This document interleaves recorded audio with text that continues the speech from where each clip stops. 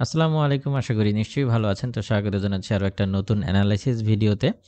তো ভিডিওর শুরুতেই আমরা যদি দেখি তাহলে দেখতে পাচ্ছি গোল্ড প্রায় অল টাইম হাই এর যে পজিশন ছিল তার খুব কাছাকাছি জায়গায় অবস্থান করছে এবং আমাদের গুরুত্বপূর্ণ যে 2762 র যে রেজিস্ট্যান্স জোনটা রয়েছে, এটাকে ক্রস করতে ব্যর্থ হয়েছে। এখান থেকে কিছুটা ডাউন হওয়ার চেষ্টা করছে।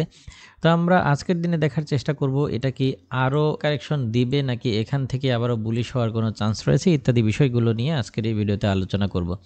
তো আমরা শুরুতেই যদি ইকোনমিক ক্যালেন্ডার দেখি তাহলে দেখতে পাচ্ছি যে আজকের দিনে কিছু গুরুত্বপূর্ণ ডেটা রিলিজ হবে। বিশেষ করে আজকে যেহেতু বৃহস্পতিবার, আজকের দিনে আমরা দেখতে পাচ্ছি ক্যাডের রিটেল সেলসের কিছু ডেটা রয়েছে। এছাড়াও আমরা জবলেস ক্লেমসের কিছু ডেটা কিন্তু দেখতে পাচ্ছি।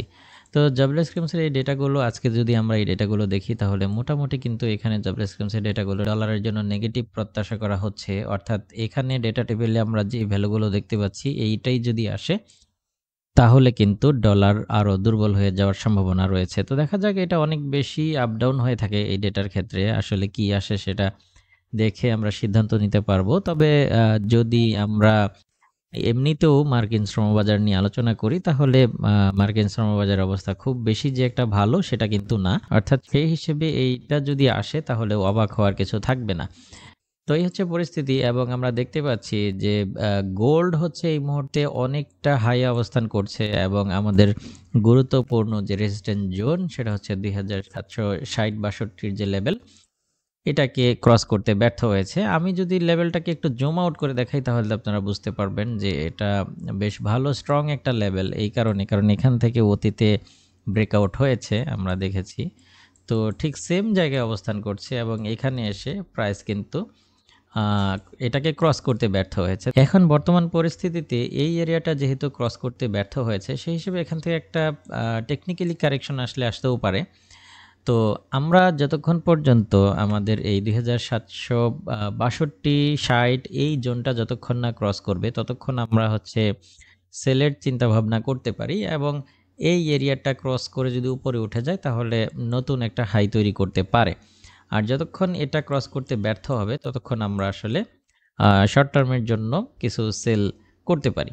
এছাড়াও আমরা যদি লক্ষ্য করি তাহলে আমরা দেখতে পাচ্ছি যে বেশ কিছু ডোজি কনফার্মেশন আমরা দেখতে পাচ্ছি। বিশেষ করে এখানে ড্রাগন ফ্লাই ডোজি, তারপর গ্রেভস্টোন ডোজি সহ বেশ কয়েকটা ডোজি কনফার্মেশন দেখতে পাচ্ছি, যেটাও আমাদেরকে কিছুটা বেয়ারিশ সিগন্যাল প্রদান করছে।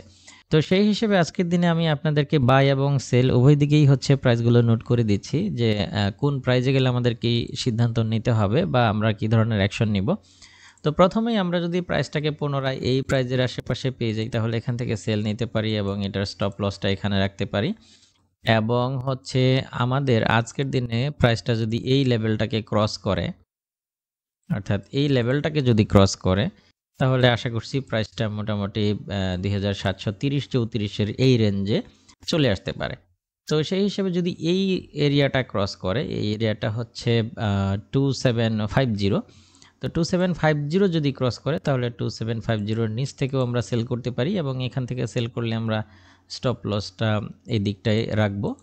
আর এই দিকটায় পেয়ে গেলে আজকের দিনে আমরা যদি প্রাইসটাকে নিচের দিকে প্রেস যাই তাহলে আমরা এখান থেকে বাই করতে পারি। এটা যদি ড্র ডাউন করে আরও একটা বাই এখান থেকে করতে পারি এবং সব কয়টার স্টপ লস আমরা এখানে দিতে পারি। তো মোটামুটি এই আজকের দিনের ট্রেড সেটআপ। আচ্ছা, তাহলে এই মোটামুটি আজকের দিনের আমাদের ট্রেড সেটআপ। আমরা যে পয়েন্টগুলো থেকে বাই সেল করতে পারি, প্রথমত এই দিকটায় পেয়ে গেলে সেল করতে পারি, এখানে এসএল রাখতে পারি। আবার যদি প্রাইসটা নিচের দিকে এই লেভেলটাকে ক্রস করে তাহলে আমরা এই লেভেল থেকে সেল করতে পারি, এইটার স্টপ লস আবার আমরা এখানে রাখতে পারি এবং এই দিকটায় পেয়ে গেলে বাই করতে পারি। এটা ড্র ডাউন করলে আরও একটা বাই এখান থেকে করতে পারি, সব কয়টার এসএল এখানে দিতে পারি। আশা করি বুঝতে পেরেছেন। এই সেটআপ অনুযায়ী আপনারা আপনাদের ট্রেডগুলো খুব সুন্দরভাবে ম্যানেজ করবেন এই প্রত্যাশায় আজকের ভিডিও এখানেই শেষ করছি। আল্লাহ হাফেজ।